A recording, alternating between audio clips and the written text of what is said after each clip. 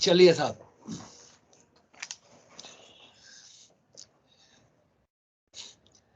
नमस्कार, मैं हूं अनिल वर्मा शेखर। रात के 10 बजे हैं और ये समय है बिग बुलेटिन का। आज प्रधानमंत्री बलरामपुर में थे। प्रधानमंत्री ने वहां सरयू नहर राष्ट्रीय परियोजना का उद्घाटन किया है। और इधर जब से जैसे जैसे चुनाव नजदीक आ रहा है, प्रधानमंत्री लगभग 2-3 दिन बाद उत्तर प्रदेश में होते हैं और एक बड़ी योजना का, बड़ी परियोजना का उद्घाटन, लोकार्पण करते हुए दिखते हैं। और आज का भाषण भी प्रधानमंत्री का अपने आप में उल्लेख करने वाला है और लगता है कि एक विशेष ट्रेंड पर प्रधानमंत्री का भाषण जा रहा है। याद हो आपको कि जब शुरू में कांग्रेस की तरफ से कहा गया कि वो चाय वाला है, तो चाय वाला को ही उन्होंने मुद्दा बना दिया और जगह जगह मोदी टी स्टॉल लगे, चुनाव प्रचार का अंग बन गए मोदी टी स्टॉल। और उसके बाद में वो जो मुद्दा कांग्रेस ने उछाला वो उनके लिए पॉजिटिव बन गया, उससे उन्हें लाभ हुआ, चुनावी लाभ मिला। पिछले बार जब चौकीदार कहा गया राहुल गांधी की तरफ से उन्हें, तो फिर भारतीय जनता पार्टी ने फिर वही मुद्दा फिर रिफ्लेक्ट किया और चौकीदार को लेकर के उन्होंने बड़ा मुहिम चलाई, मैं भी चौकीदार कह के। और वो मुहिम भी उनके पक्ष में रही, लाभ मिला उन्हें उसका। और ऐसा लग रहा है कि अब फिर उसी ट्रेंड पर प्रधानमंत्री चल रहे हैं, क्योंकि पिछले कई बार से ये देखा जा रहा था कि जब प्रधानमंत्री यहाँ लोकार्पण उद्घाटन करने आ रहे थे, उसके बाद में समाजवादी पार्टी और अखिलेश यादव की तरफ से कहा जाता था कि ये योजना उनके टाइम में शुरू हुई, उन्होंने उसका उद्घाटन किया था। और अभी एक जब एक्सप्रेसवे का उद्घाटन हुआ उस समय तो बाकायदा फीता भी काट दिया समाजवादी पार्टी के लोगों ने लगा करके।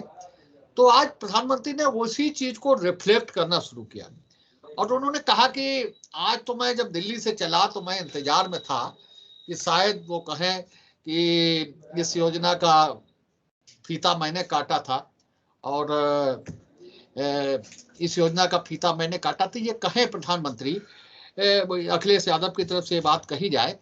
लेकिन उसके बाद में उन्होंने उस चीज को और आगे बढ़ाया और कहा कि आपके पैसे की जो लोग बर्बादी कर रहे हैं वो बहुत बड़े गुनहगार हैं।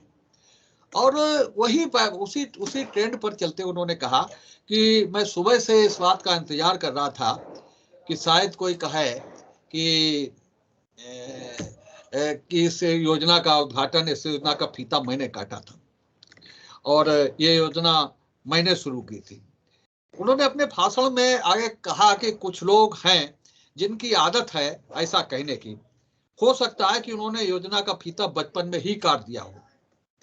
कुछ लोगों की प्राथमिकता फीता काटने की है, हम लोगों की प्राथमिकता समय पर योजना को पूरा कराना है। ये उन्होंने पूरे भाषण उनकी ये पंक्ति रेखांकित की गई कि कुछ लोगों की प्राथमिकता फीता काटने की है और हम लोगों की प्राथमिकता समय पर योजना को पूरा करना है। तो ये सीधा सीधा पिछली बार भी याद हो आपको, अभी इससे पहले जब आए थे प्रधानमंत्री, उन्होंने सीधा सीधा निशाना लगाया था सपा मुखिया पर, और इस बार भी उन्होंने यही कहा है कि अखिलेश यादव पर उन्होंने सीधा निशाना लगाया है और उन्होंने कहा कि कुछ लोगों की प्राथमिकता फीता काटने की है, हम लोगों की प्राथमिकता समय पर योजना को पूरा करने की है। तो ये प्रधानमंत्री का भाषण आज चर्चा में रहा है। बलरामपुर में थे और वहाँ जैसा कि हमने आपको बताया सरयू नहर राष्ट्रीय परियोजना का उन्होंने उद्घाटन किया है और इस परियोजना से 14 लाख हेक्टेयर से ज्यादा भूमि की सिंचाई के लिए पानी मिल सकेगा और इस क्षेत्र के लगभग 29 लाख किसानों को इससे फायदा होने वाला है।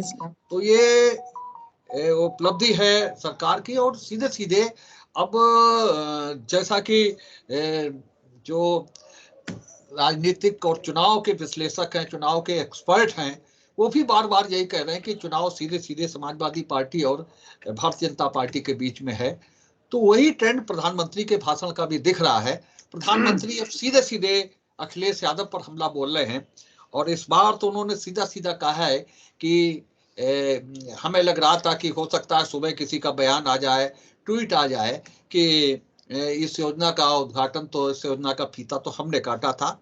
लेकिन उन्होंने कहा कि कुछ लोगों की प्राथमिकता फीता काटने की है और हम लोगों की प्राथमिकता समय पर योजना को पूरा करना है। तो आज हम इसी बयान पर, प्रधानमंत्री के इसी ट्रेंड पर चर्चा करेंगे कि जिस तरह से प्रधानमंत्री ने जो गेंद है वो उन्हीं के पाले में वापस की है और वही पुराना ट्रेंड जो चौकीदार के मामले में रहा, जो चाय वाला के ट्रेंड के मामले में रहा, वही पुराना ट्रेंड प्रधानमंत्री ने आजमाना शुरू कर दिया है। आज की इस चर्चा में, आज की इस बहस में भारतीय जनता पार्टी से महिला मोर्चा के उपाध्यक्ष श्रीमती श्वेता दुबे हैं, विकास पांडे हैं, भाजपा के नगर अध्यक्ष हैं, और कांग्रेस से विवेक नारायण मिश्रा जी हैं, प्रदेश कांग्रेस कमेटी के सदस्य, और वरुण त्रिपाठी हैं। समाजवादी पार्टी से सुभाष चंद्र साकी जी हैं, अधिवक्ता सभा के अध्यक्ष हैं, और अनिल मिश्रा जी मीडिया विभाग के संरक्षक हैं। तो ये पैनल है आज की इस बहस का, और हम इसी मुद्दे को शुरू करते हैं प्रधानमंत्री के इस भाषण को लेकर के कि किस तरह से प्रधानमंत्री सीधा सीधा हमला बोल रहे हैं अखिलेश यादव पर। और आज उन्होंने जो बार बार अखिलेश यादव की ओर से कहा जाता था कि इस योजना का शुभारंभ मेरे समय में हुआ, ये दो फीता काटने वाले हैं, अभी उन्होंने कहा था कि वो कैंची दिल्ली से आई थी फीता काटने वाली।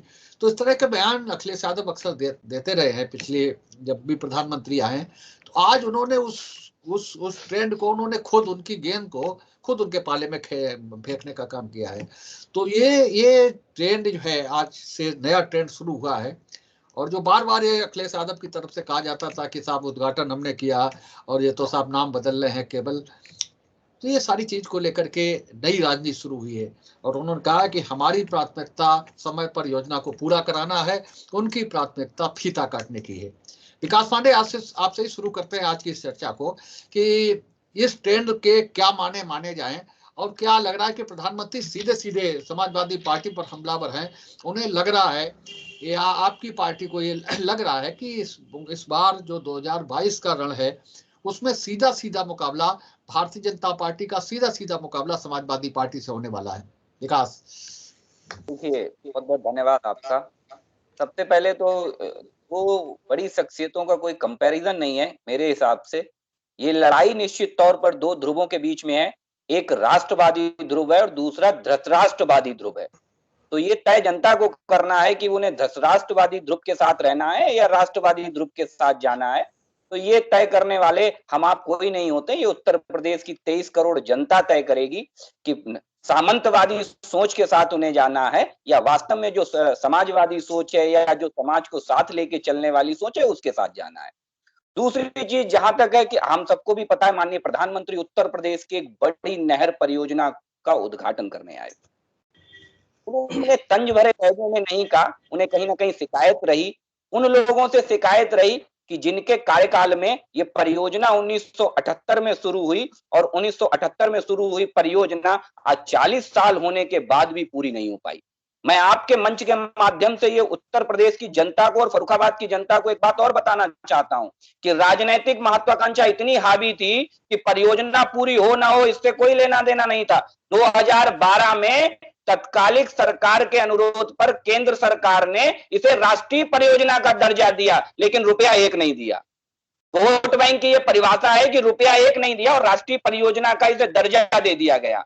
आपको यह भी जान के हैरानी होगी कि 2017 में जब माननीय योगी जी की सरकार आई तो 52% इस योजना का काम 2017 के बाद पूरा हुआ है और 50% धन का आवंटन 2017 के बाद हुआ है। अगर ये परियोजना समय से पूरी हुई होती तो आम आदमी के टैक्स का पैसा बहुत हद तक बचाया जा सकता था, लेकिन नहीं बचाया गया। ये दुर्भाग्य है इस देश का। ये अकेली परियोजना नहीं है जो कहीं ना कहीं लटकाई गई, भटकाई गई। लटकाओ और भटकाओ की राजनीति से ये देश उबा है और उबने के बाद माननीय मोदी जी के नेतृत्व में आज आगे बढ़ रहा है। गोरखपुर का खाद कारखाना आपको याद होगा 1990 से बंद पड़ा था और 2021 में जाके चालू हुआ है। आपको याद होगा कोसी पुल 1934 में ध्वस्त हुआ था और 2020 में माननीय प्रधानमंत्री जी ने उसका उद्घाटन किया। Atal tunnel, eastern peripheral expressway, western peripheral expressway, बहुत लंबी लिस्ट है जो योजनाएं 20-20, 30-30 साल से लंबित पड़ी हुई थी, वो हमारी सरकार ने जाके की हुई। हाँ, एक बात मैं आपके माध्यम से कहूंगा, ये विकास समाजवादी पार्टी और कांग्रेस वालों को उनके चश्मे से दिखने वाला नहीं है, क्योंकि ये विकास पांडे वाली पार्टी का विकास है, ये विकास दुबे वाली पार्टी का विकास नहीं है। मैं इतना ही आपके माध्यम से एक बात और कहूंगा कि याद कर लें, 2-2 मंत्री केंद्रीय हुआ करते थे कानपुर से, और लाल इमली की अपनी बदहाली पर रोती रह गई। पूरी 10 साल कांग्रेस ने जुमले में निकाल दिए, सच्चाई में तो जुमले वाली पार्टी कांग्रेस थी। और आपके जनपद में एक मान्यवर मंत्री थे, केंद्र में 3रे नंबर के मंत्री थे, आपको कंपिल की सूत मिल याद होगी, आज भी अपनी बदहाली पे रो रही है, लेकिन उसका किसी ने सुध नहीं ली है। चिंता न करिए, हम आ गए हैं। हमने जैसे खाद कारखाने की सुध ली, हमने अटल टनल की सुध ली, हम इन सब की भी सुध लेंगे, और आपको भले ही विकास ना दिखाई दे, लेकिन उत्तर प्रदेश की जनता को हमारा विकास जरूर दिखाई देगा। श्वेता जी। भाई साहब, जैसा कि आज का विषय है कि कुछ लोगों ने की प्राथमिकता केवल फीता काटना था, और आज बलरामपुर में सरयू नहर सिंचाई परियोजना का लोकार्पण करते समय हमारे माननीय मोदी जी ने यह कहा कि जब मैं दिल्ली से चला था तो मैं ये सोच रहा था कि कोई आएगा और ये बोलेगा कि इस परियोजना का फीता तो मैंने बचपन से ही काट दिया था, क्योंकि 40 साल पहले तो हमारे जो ये बोलते रहे हैं, इस तरह के जब भी कोई विकास का कार्य होता है या जनता को लोकार्पित किया जाता है, तो एक पार्टी विशेष जो है उस कार्य के सही उसको ना समझ के उसके महत्व को कम करने की कोशिश करके कुछ ऐसा ही असंगत बयान देती है। तो उसी पर आज हमारे माननीय मोदी जी ने एक चुटकी ली है कि मुझे लग रहा था कि एक कोई कहेगा आके कि इसका तो बचपन में ही मैंने शिलान्यास कर दिया था। और जैसा कि अभी विकास भैया ने बताया कि इस परियोजना का शिलान्यास 1978 में हुआ था। 40 साल तक ये परियोजना लटकी रही है। तब इसका बजट 79 करोड़ रुपए था, और आज की डेट में जब ये परियोजना पूरी हुई है तो इसका बजट 9800 करोड़ रुपए हो गया। और हमने तो पिछले 4 सालों में द्रुत गति से कार्य करवा के इस परियोजना को पूरा किया, और हमारा बजट मात्र 4600 रुपए और समय से ये परियोजना पूरी करके हमने इसको लोकार्पित भी कर दिया। और आपको पता है कि इससे, अब जैसा कि आपने बताया भी कि इससे कितने गांव लाभान्वित होंगे, 6227 गांव के लगभग 30 लाख किसान इससे लाभान्वित होंगे, और 15 लाख हेक्टेयर कृषि भूमि को सिंचाई उपलब्ध होगी। जिस जगह पर ये पूर्वांचल का हिस्सा है, वहां पर नहरों को, और जो जैसा कि मोदी जी का भाषण अगर आप लोगों ने सुना होगा तो उन्होंने बताया कि ये परियोजना बना दी गई, शिलान्यास कर दिया गया, लेकिन इस पर कुछ कार्य नहीं प्रारंभ हुआ, नहरों को जोड़ा ही नहीं गया, मतलब कुछ भी नहीं, केवल जनता के पैसे को व्यय करते गए, बजट बढ़ता गया, लेकिन कार्य कुछ भी नहीं दिखाई पड़ा। और इसी के साथ हमने, आप कह रहे हैं कि वो यूपी के चुनाव के मद्देनजर हमारे माननीय प्रधानमंत्री जी बार बार उत्तर प्रदेश में आ रहे हैं। अगर चुनाव के, वैसे तो हमने 4 साल में भी बहुत विकास किया है, और अगर हम चुनाव के मद्देनजर भी विकास कर रहे हैं तो हो तो प्रदेश का ही विकास रहा है ना, फायदा तो जनता को ही प्राप्त हो रहा है ना। जिस परियोजना पे 9800 करोड़ रुपए खर्चा हुआ है, उसको हमने मात्र एक निश्चित समय और निश्चित बजट में पूरा किया है। क्या ये काबिले तारीफ बात नहीं है? इसको हमारे सपा और कांग्रेस के नेता कभी भी स्वीकार नहीं करेंगे। और जितना विकास कार्य पिछले 5 दशकों में नहीं हो पाया था, उसको 4 सालों में योगी जी ने कर दिखाया है। इसी को कहते हैं डबल इंजन की सरकार। भाई साहब, ऐसे ही नहीं हम कह रहे हैं। और पिछली सरकारों ने किसी भी कार्य शिलान्यास तो किया है, लेकिन उसका पूर्ण करके लोकार्पण नहीं किया है, चाहे वो हाईवे का मसला हो या गोरखपुर का खाद कारखाना हो या इसी तरह का बहुत सारे काम।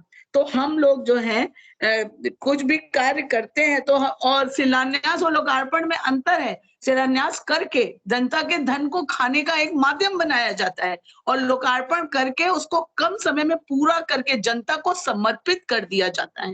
तो शिलान्यास करने में कोई बड़ी बात, लोकार्पण करने में बड़ी बात है भाई साहब। और ये हमारा इसीलिए हमारा लंबा हो गया, 15 मिनट हो गए। विकास के सपनों को हम पूरा कर रहे हैं, तभी ईमानदार होती है, तभी हमारा ईमानदार है, इसीलिए हम आएंगे पुनः फिर। प्रधानमंत्री जी ने आज जो बलरामपुर में जिस शैली में बात करी, तो क्या शेखर साहब आपको याद नहीं आ रहा पश्चिम बंगाल के चुनाव में दीदी और दीदी करते थे जैसे, वैसे आज उन्होंने उसी शैली में बात कही कि दिल्ली से फीता कट गया हो गया, क्या इस तरह की जो बातें कही है। तो आज जो बात कर रहे हैं जिस परियोजना की हम विषय पे आते हैं कि जिस परियोजना की बात करी और 40 साल से लटका बताया, वो लटका किस वजह से रहा, ये हमारे जो काबिल प्रवक्ता है भाजपा की, ये तो बताएं कम से कम इसकी वजह क्या है। अगर ना मालूम हो तो हम बता देंगे बाद में सेकंड राउंड में इसकी वजह क्या रही। इसकी वजह पूछिएगा हमसे आपको पहले कि 40 साल किसने लटकाई, इसकी जिम्मेदार भाजपा थी। ये मैं कैसे थी मैं बताऊंगा, ये 40 साल आपकी वजह से लटकी है। अब रही बात ये कि परियोजना पूरा करने वाला बताया, हम तो काम परियोजना पूरी करने वाले हैं। अरे एक भी परियोजना आप बताइए जो 7 सालों में आपने पूरी करी हो। आप शौचालय तक तो बनवा नहीं पूरे पाए, आपने खाली आंकड़ों के दम पे ओडीएफ कर दिया। अपने जनपद में आप देख लीजिएगा कि जिन ब्लॉकों में ओडीएफ घोषित हुआ है वहां पे कितने लोग बगैर शौचालय के हैं। खाली एक छोटी सी चीज देख लीजिएगा, इसका जवाब दे दीजिएगा कि आपके ब्लॉक में चैलेंज करता हूं कि आपके ब्लॉक जितने ओडीएफ घोषित हुए हैं क्या वास्तव में वो ओडीएफ है। ये आपकी कार्यशैली है ये। अब रही बात लोकार्पण की, देखिए चुनावी बेला में ये कुछ भी कह सकते हैं और कुछ भी कर सकते हैं। ये वही प्रधानमंत्री जी हैं जिन्होंने पश्चिम बंगाल में कहा था वो अपनी दहाड़ के कि बंकिम चंद्र चट्टोपाध्याय का जो मकान है वो खंडहर बन गया है। अगले दिन वहां के मीडिया ने दिखा दिया, वहां के देखिए कितना भव्य स्मारक बना हुआ है प्रधानमंत्री जी, खंडहर नहीं हुआ है। ये वो प्रधानमंत्री जी हैं, चुनाव के समय कुछ भी कह सकते हैं ये। अब रही बात लोकार्पण की, लोकार्पण पे मैं एक ही बात बता रहा हूं अभी कि लोकार्पण में कितने ये सब लोग भाजपा के लोग माहिर हैं और लोकार्पण कैसे करते हैं। 5 दिसंबर को अभी योगी जी ने स्वास्थ्य उपकेंद्रों का उत्तर प्रदेश में लोकार्पण किया। जरा हमारे भाजपा के काबिल प्रवक्ता देख लें अपने जनपद में कि कितने उपकेंद्र का लोकार्पण हुआ है और कितने में ताले लटक रहे हैं, कितने चालू हुए हैं, कितने किराए के भवनों में दिखा के उनका लोकार्पण कर दिया गया है। ये भाजपा की कार्यशैली है। कहीं नहीं, आप केवल इन शौचालय और ये स्वास्थ्य उपकेंद्र इन्हीं को खाली अपने जनपद में देख लीजिएगा कि 5 तारीख को जो लोकार्पण किए हैं उनमें से कितने वास्तव में बने हैं और कितने किराए पे हैं। और आज 5 तारीख से आज 11 तारीख है, उनमें सब पे ताले लटक रहे होंगे। आप देख लीजिएगा, ये इनका लोकार्पण है ये। तो आज देश इन सब चीजों को समझ रहा है। इन सब कोई भी परियोजना आपकी पूरी होती, चाहे वो जीएसटी को ले लीजिए, चाहे काला धन को ले लीजिए। हाँ, एक बात जरूर अच्छी बात कही हमारे भाजपा के काबिल प्रवक्ता ने कि ये 2 ध्रुवों के बीच की बात है। हाँ, प्रधानमंत्री जी जिस शैली में यहाँ भाषण दे रहे हैं वो 2 ध्रुवों की बात है। ये बात तो बिल्कुल सही बात कही भाजपा के प्रवक्ता ने, क्योंकि 2 ध्रुवों के बीच तो है ये एक रणनीति के तहत। अब नेहरू जी नहीं यहाँ पे आ रहे हैं, अब यहाँ पे अखिलेश जी हैं, क्योंकि ये 2 ध्रुवों की बात है।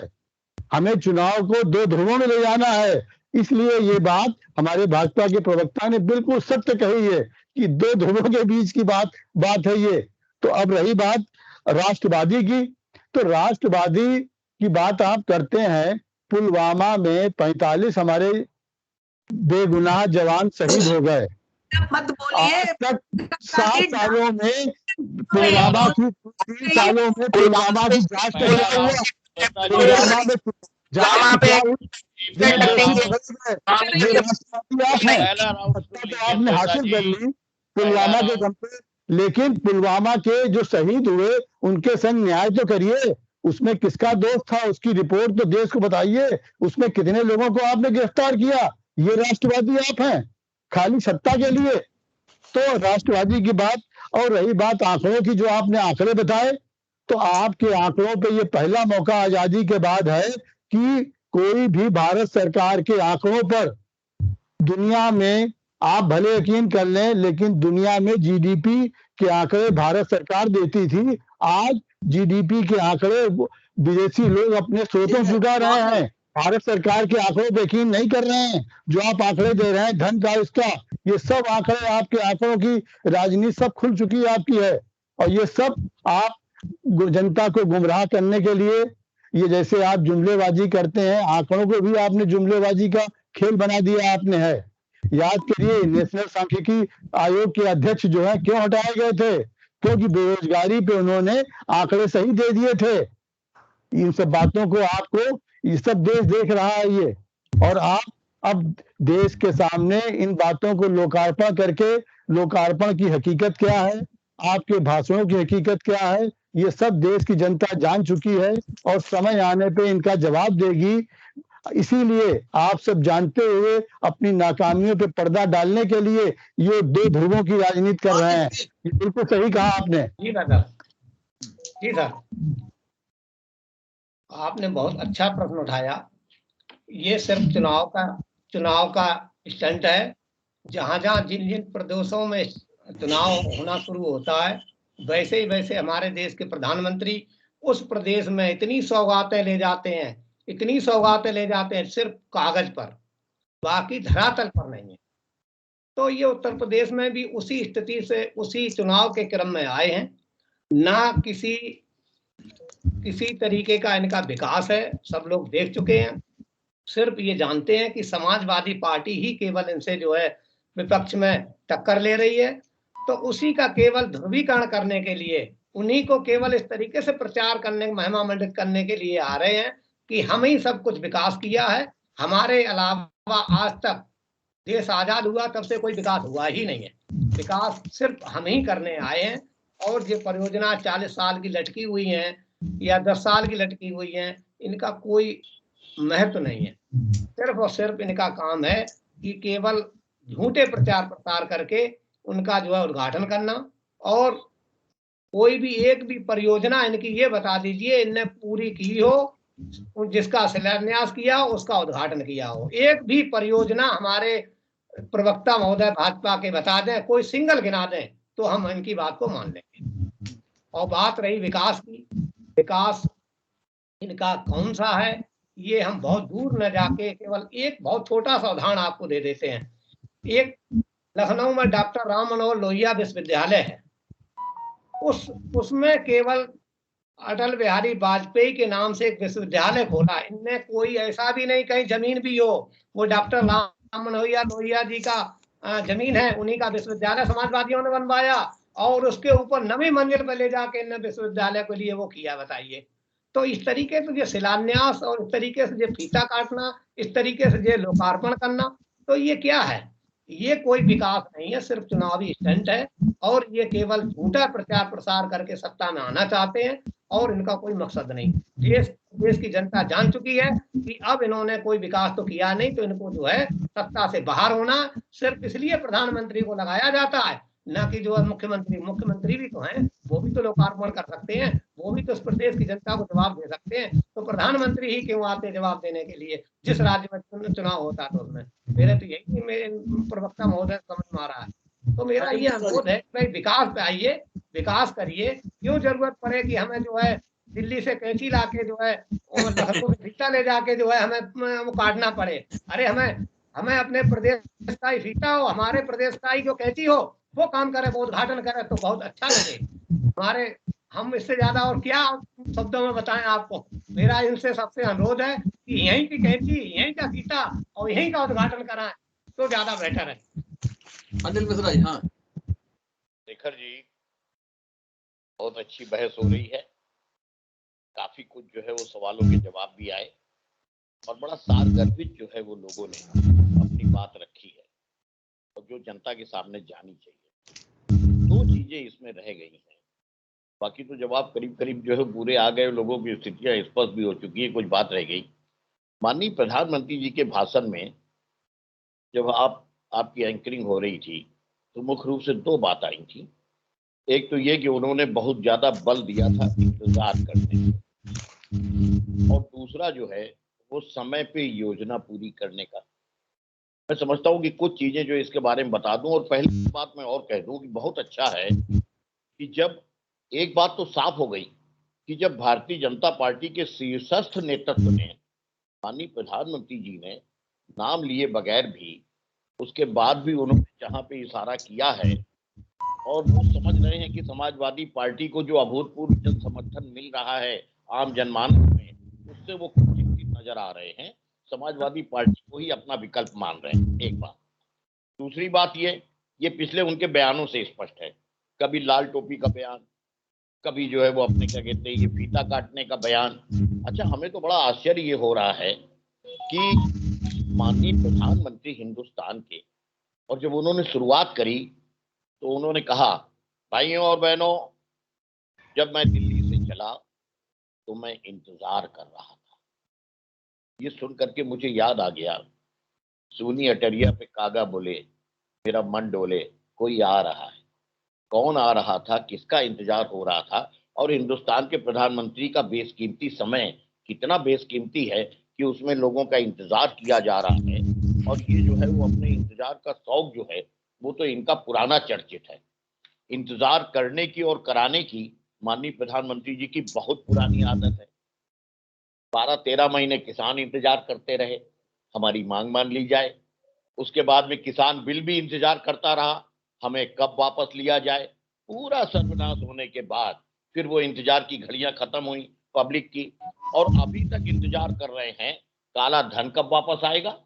अरे आपको तो किसी के आने का इंतजार है, कौन आएगा, कौन आकर के कहेगा कि हमने क्या करा। आप जो इंतजार कर रहे हो, करवा रहे हो, पब्लिक अभी तक इंतजार कर रही है काला धन कब वापस आएगा।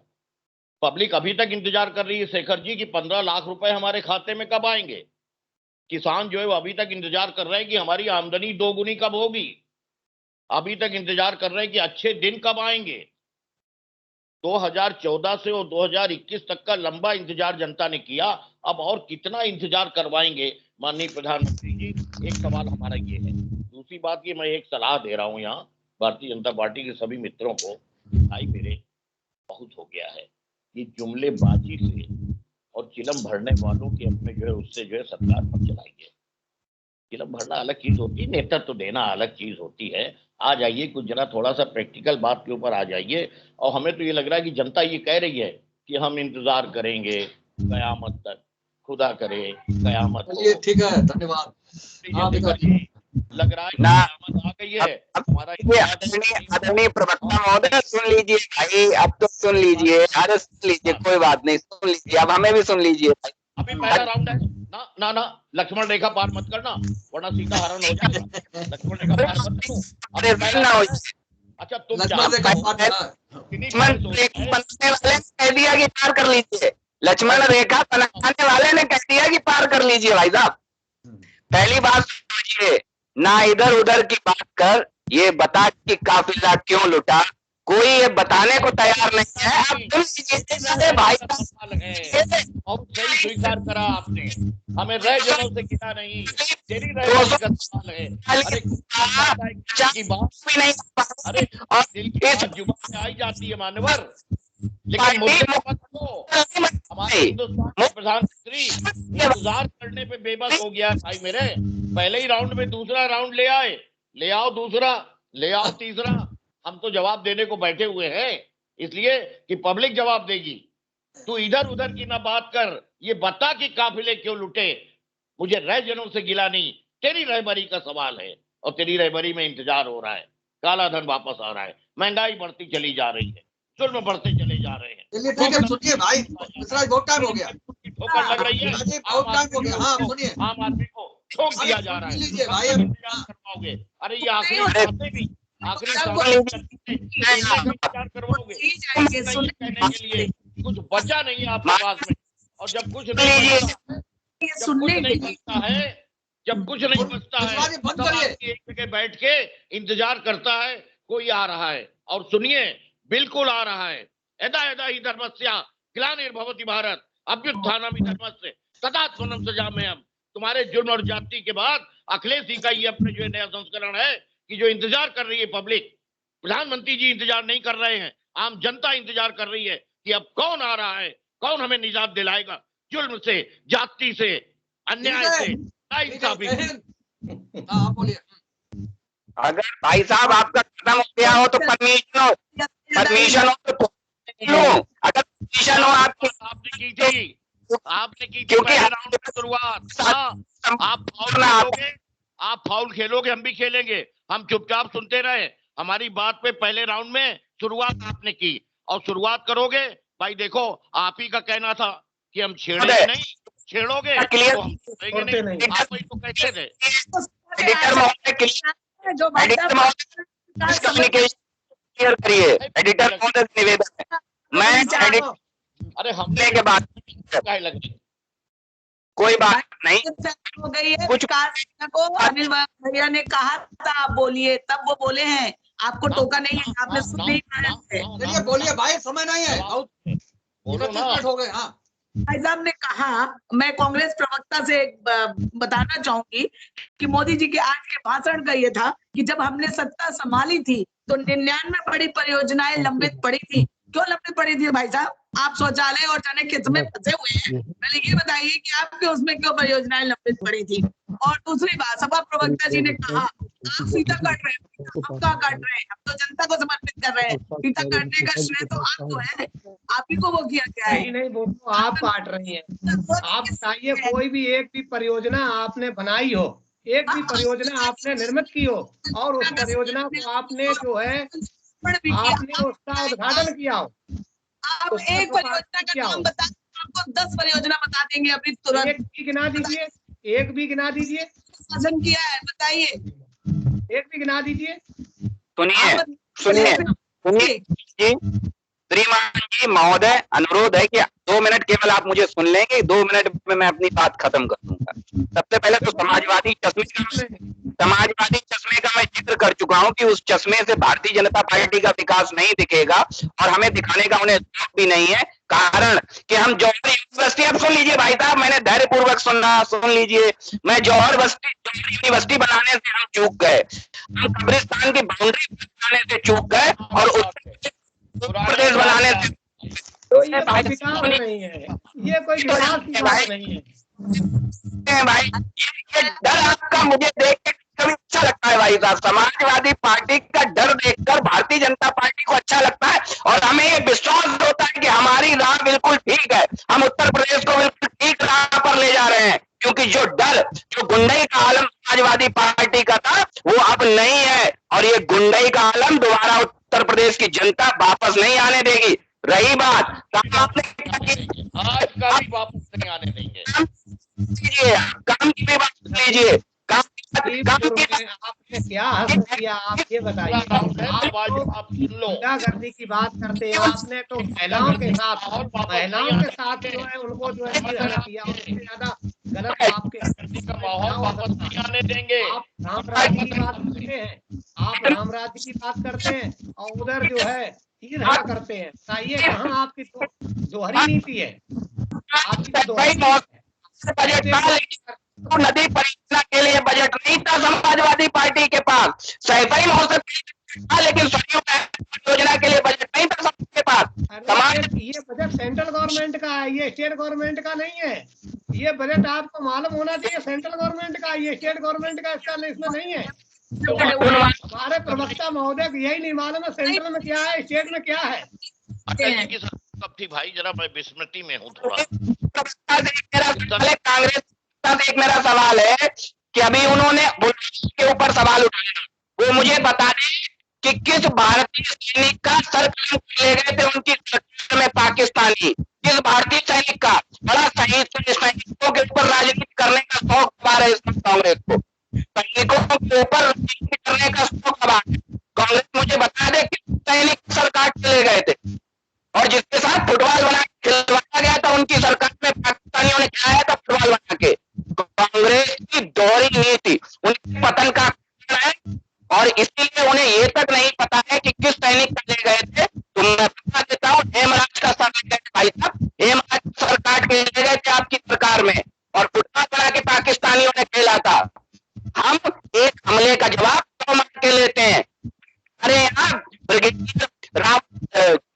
50 तरीके लोगों को खुली छूट होती थी, तो ये कहते थे पहली गोली हम नहीं चलाएंगे, लेकिन उसके बाद हम गोलियां गिनेंगे भी नहीं। हमने ऐसे वीर लोगों के हाथ खोल रखे, हाथ बांध के रखे हैं, हमने अपनी सेना को खुली छूट दे रखी है। आज ऊंची बातें की जाए, आज विकास के मुद्दे की हो रही थी, बात मंत्री की हो रही थी, मुझे लगता है कि भाई साहब, लेकिन कुछ किया नहीं है सरकारों ने, सिवाय छोटी बयानबाजी और योजनाएं बनाने के। हमने ये उद्घाटन किया, मैं विश्वास दिलाता हूँ, आपने एक एक्सप्रेसवे बनाया, पूरा एक्सप्रेसवे बनाया, पूर्वांचल एक्सप्रेसवे का उद्घाटन और बुंदेलखंड का होने जाता है, और गारंटी है आपको पूरा सरकार में आ रहे हैं, गंगा एक्सप्रेस के उद्घाटन और शिलान्यास हम ही करेंगे।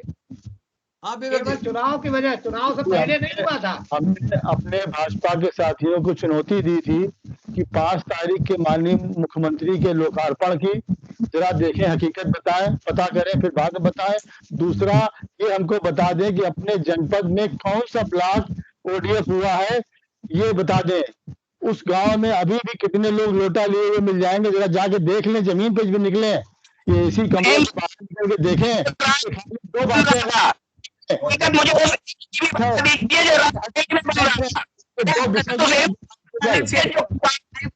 बनवाती थी महारानी के गृह जनपद में, महारानी के संसदीय क्षेत्र में जो एम्स बन रहा था, उसकी हकीकत भी कांग्रेस बता दे।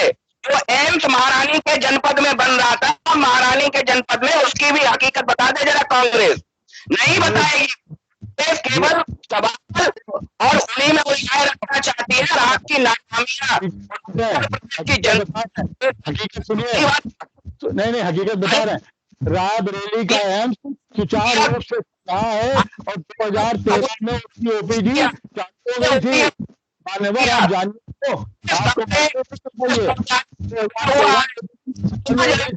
जो एम्स की आप बात कर रहे हैं, ये आप बताइए पहले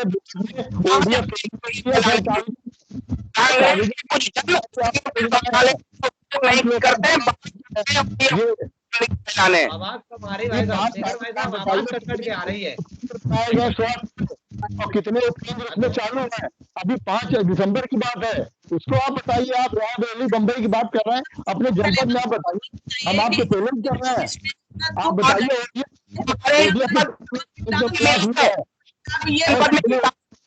अभी 5 तारीख को जो उसका मुख्यमंत्री जी ने, वो बताइए, ये रायबरेली बम्बई से काम चलेगा। जमीनी चीज देखिए, जमीन पे देखने की आदत डालिए, ये हवाई नहीं, जो पिछले की बात है कांग्रेस की नाकामियां जमीन पर तैर नहीं है, कांग्रेस की नाकामियां जमीन पर तैर नहीं है। कंपेल की वो दिखाती है कैसा विकास किया है। लाल इमली घूम आना, पता लग जाएगा कांग्रेस का विकास कैसा था। फर्रुखाबाद का क्यों नहीं कर रहे प्रवक्ता महोदय, फर्रुखाबाद का क्यों नहीं कर रहे? कुछ विकास करा दीजिए, कसाई बिल कंपेल शुरू करा दीजिए, सही करा दीजिए। फर्रुखाबाद में विश्वविद्यालय बनवा दीजिए,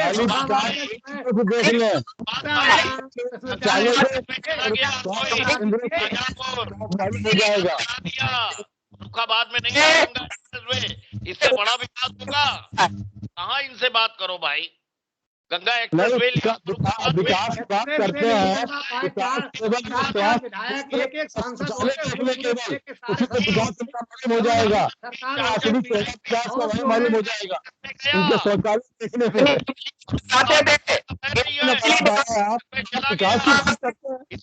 शौचालय पूरा बना पाए आप, ये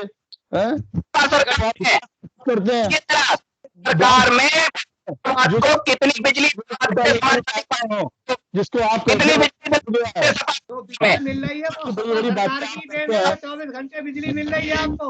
निकलवा देते, एक एक्सप्रेस बनाया आपने, कभी फर्रुखाबाद से कट निकलवा देते। उस समय आपके भी 4 विधायक थे यहाँ पे समाजवादी लेके आए थे, हम तो फर्रुखाबाद के लिए लेके आए, वो तो आपने कटवा दिया, हम तो फर्रुखाबाद लेके आए।